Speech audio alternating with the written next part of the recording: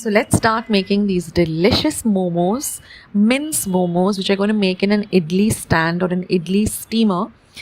And they're really very easy to make. So for those of you who have never made momos before, you must try this easy recipe. And I'm also going to share this lovely sauce or dip.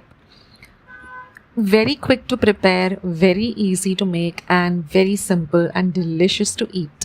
So first let's start making the filling for this momos.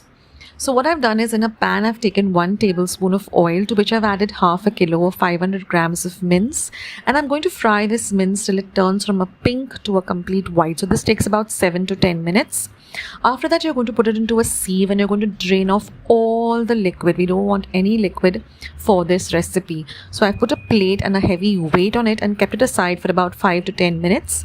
And then I'm just going to take a spoon and separate all of the mince, so that we get this really, loose kind of free moving mince, which is easy to work with. Now I'm going to add 1 teaspoon of green chilli paste. Next goes in 2 tablespoons of peeled and finely cubed ginger. So this credit of chopping the ginger, the garlic, the spring onions goes to my husband Abhijit. He is an expert in all of this chopping. He's just too good at it. This is not my forte. So now I'm going to add the 2 tablespoons of finely chopped garlic, 1 teaspoon of pepper powder, salt to taste. Now go easy on the salt because we are going to add some Szechuan chutney as well as some soya sauce, which also has some salt content. Add 1 tablespoon of soya sauce, followed by 1 teaspoon of Szechuan chutney. You can also substitute it with Szechuan sauce, whatever you have at hand. And we're going to add 1/4 of a cup of very finely chopped spring onions. Now you're just going to mix everything really well together. And you will see how everything comes together. The sauces, the ginger, the garlic, and our lovely filling is all ready. So you can set this aside while we prepare a very simple dough for this recipe. So let's prepare this dough.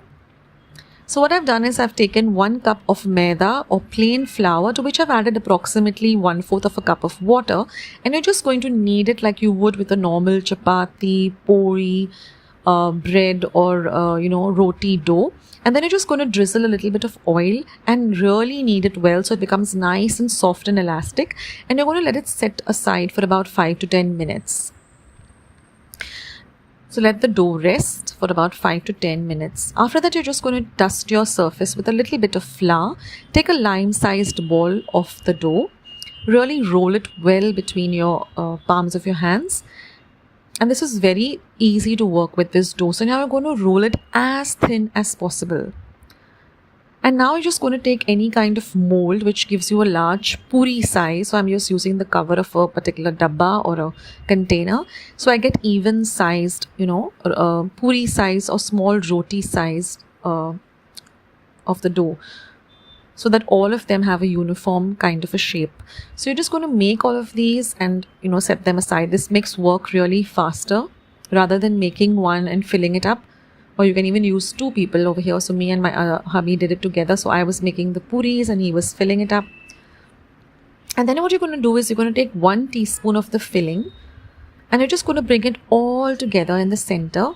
And then you're just going to take the 2 ends like this and fold them together, and then just crumple up the top like this so that all the edges come together, and press it really well so it gets nice and sealed.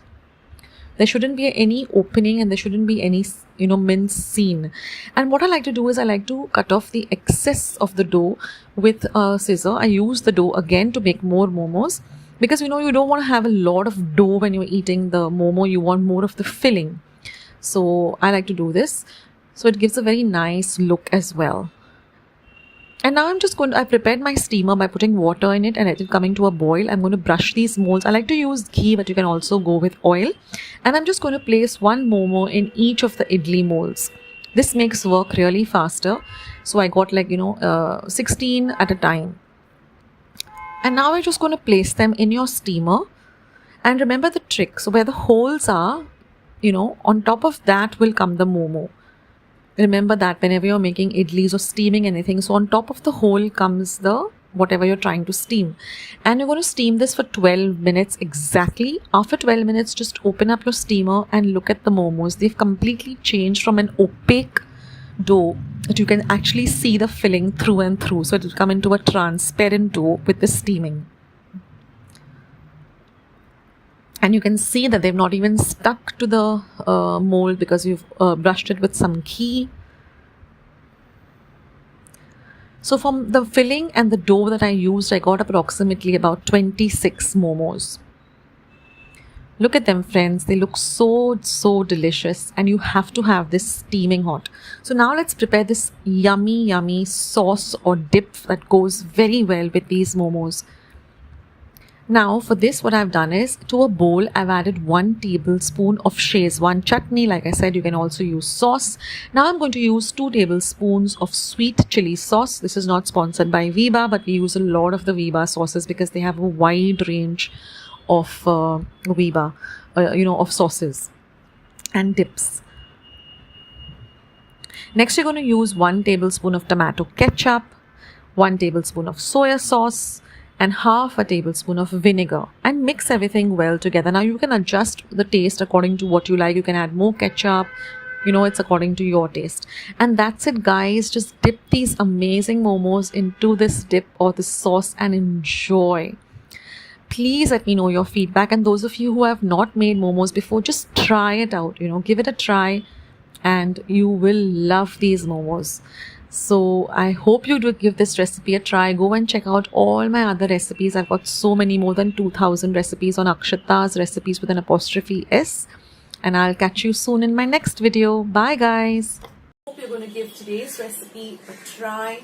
Share my recipes with family and friends. Go and visit my channel. I have more than 500 recipes as of today.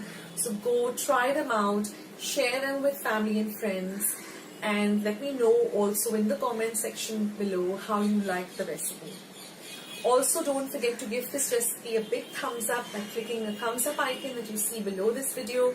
If you haven't joined Akshata's recipes yet, click the subscribe button that you see below this video and become a part of Akshata's recipes. And once you have subscribed, there's a little bell icon that will pop up. Just click it. That way, whenever I put up a new video, a recipe, vlog, or I'm just online waiting to chat with you, you'll get a message for the same. So friends, thank you so much for watching today's video, and I will catch you in my next video sooner than you think. This is Akshata saying bye. Take care, stay healthy, stay fit, be loving and kind to one another. So till I see you in my next video, bye.